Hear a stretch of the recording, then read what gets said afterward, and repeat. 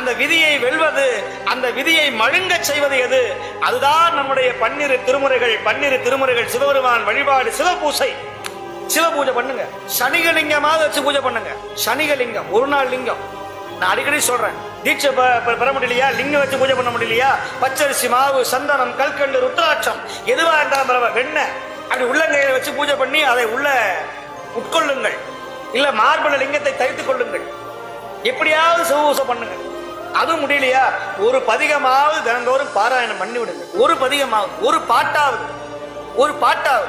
சிவபெருமான் மட்டும் தெரியுமா, ஒரு தடவை வந்துட்டா இது ஒன்பே மாதிரி. திரும்ப வெளியே போனீங்கன்னா ஒரு நாய் கூட மதிக்காது. உங்களை யார் ருத்ராட்சம் போட சொல்லி கட்டாயப்படுத்தல. சிவன் ஆட்கொண்டாதான் அவன் வாசலை வந்து மிதிக்க முடியும், இங்க வந்து உட்கார முடியும். இல்லட்டா பிளாக்ல டிக்கெட்டை வாங்கிக்கிட்டு சொறி